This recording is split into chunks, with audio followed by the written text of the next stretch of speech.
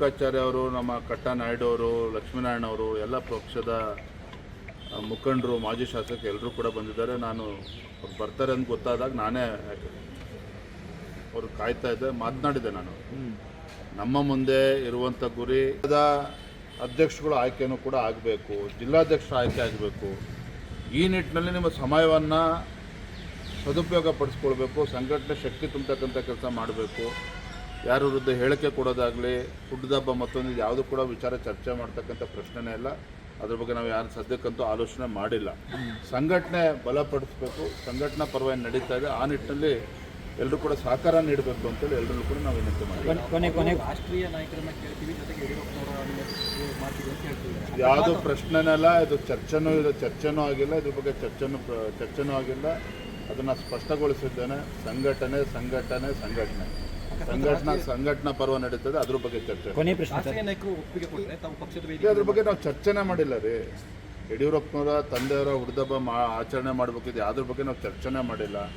ಹಾಗಾಗಿ ನಾವು ಅವರೆಲ್ಲರಲ್ಲೂ ಕೂಡ ವಿನಂತಿ ಮಾಡಿದ್ದೇನೆ, ಇದು ಇಸ್ ನಾಟ್ ಅ ಸಬ್ಜೆಕ್ಟ್. ಇವತ್ತು ಚರ್ಚೆನೇ ಇಲ್ಲ. ಅದು ಸಂಘಟನಾ ಪರ್ವ ಬಿಟ್ಟರೆ ಯಾವುದೂ ಕೂಡ ಚರ್ಚೆನೇ ಇಲ್ಲ. ಅದ್ರ ಬಗ್ಗೆ ಯಾರೂ ಕೂಡ ಚರ್ಚೆ ಮಾಡಬಾರ್ದು ಅಂತ ಹೇಳಿದ್ದೇನೆ.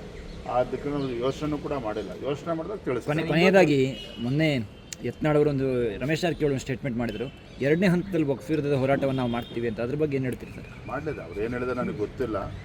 ಡಿಸೆಂಬರ್ 26, 27 ನಾನು ಹೇಳಿದಲ್ಲ, ನಾನು ರಾಜ್ಯದ ಅಧ್ಯಕ್ಷನಾಗಿ ನನ್ನ ಎಲ್ಲರಲ್ಲೂ ಕೂಡ ನಮ್ಮ ಪಕ್ಷದ ಎಲ್ಲ ಹಿರಿಯರಲ್ಲಿ ನಾನು ವಿನಂತಿಯನ್ನು ಕೂಡ ಮಾಡಿದ್ದೇನೆ. ಮೊನ್ನೆ ಶಾಸಕಾಂಗ ಪಕ್ಷದ ಸಭೆಯಲ್ಲೂ ಕೂಡ ನಾನು ಮಾತನಾಡಿದ್ದೇನೆ. ನಮ್ಮ ಮುಂದೆ ಇರತಕ್ಕಂಥ ಆದ್ಯತೆ ಸಂಘಟನಾ ಪರ್ವ, ಸಂಘಟನೆ ಬಲಪಡಿಸ್ತಕ್ಕಂಥದ್ದು. ಇದು ಬಿಟ್ಟರೆ ಯಾವುದೂ ಕೂಡ ವಿಚಾರಗಳಿಲ್ಲ. ವಕ್ಫ್ ವಿಚಾರ ಕೂಡ ಭಾಳ ಗಂಭೀರವಾಗಿರ್ತಕ್ಕಂಥ ವಿಚಾರ. ಸದನದಲ್ಲೂ ಕೂಡ ಅದನ್ನು ಪ್ರಸ್ತಾಪ ಮಾಡಿದ್ದೇವೆ. ಬಂಡ್ರಿದ್ದಾರೆ ಸರ್ಕಾರ. ಇದ್ರ ನಡುವೆನೂ ಕೂಡ ನಾವು ರೈತರ ಪರವಾಗಿ ನಿಲ್ತಕ್ಕಂಥ ನಮ್ಮ ಕರ್ತವ್ಯ ಇದೆ. ಅದ್ರ ಕಡೆನೂ ಕೂಡ ಗಮನ ಕೊಡ್ತೀವಿ. ಇನ್ನೊಂದು ದೆಹಲಿಯಲ್ಲಿ ಪ್ರಧಾನಮಂತ್ರಿಗಳನ್ನು ನಿನ್ನೆ ಭೇಟಿ ಮಾಡಿದ್ದೇನೆ. ಯಾಕೆ ನಾನು ರಾಜ್ಯದ ಅಧ್ಯಕ್ಷನಾಗಿ 1 ವರ್ಷ ಕಳೆದ ನಂತರದಲ್ಲಿ ಭೇಟಿಯಾಗೋದಕ್ಕೆ ಅವಕಾಶ ಸಿಕ್ಕಿರಲಿಲ್ಲ. ನಿನ್ನೆ ದಿನ ನನಗೆ ಒಂದು ಅಪಾಯಿಂಟ್ಮೆಂಟ್ ಕೊಟ್ಟಂಥ ಸಂದರ್ಭದಲ್ಲಿ, ಸಮಯ ನಿಗದಿಯಾದಂಥ ಸಂದರ್ಭದಲ್ಲಿ ಹೋಗಿ ಅವ್ರನ್ನ ಭೇಟಿ ಮಾಡಿ ಆಶೀರ್ವಾದವನ್ನು ಪಡೆದುಕೊಂಡಿದ್ದೇನೆ. ಅಂಥ ಒಂದು ಕೆಲಸದ ಒತ್ತಡದ ನಡುವೆಯೂ ಸಹ ಸುಮಾರು 15 ನಿಮಿಷಗಳ ಕಾಲ ಭಾಳ ಸಮಾಧಾನದಿಂದ ನನ್ನ ಮಾತನ್ನು ಆಲಿಸಿದ್ದಾರೆ. ಸಂಘಟನೆ ದೃಷ್ಟಿಯಿಂದ ಕೂಡ ಒಂದೆರಡು ಸಲಹೆಗಳನ್ನು ಕೂಡ ನೀಡಿದ್ದಾರೆ.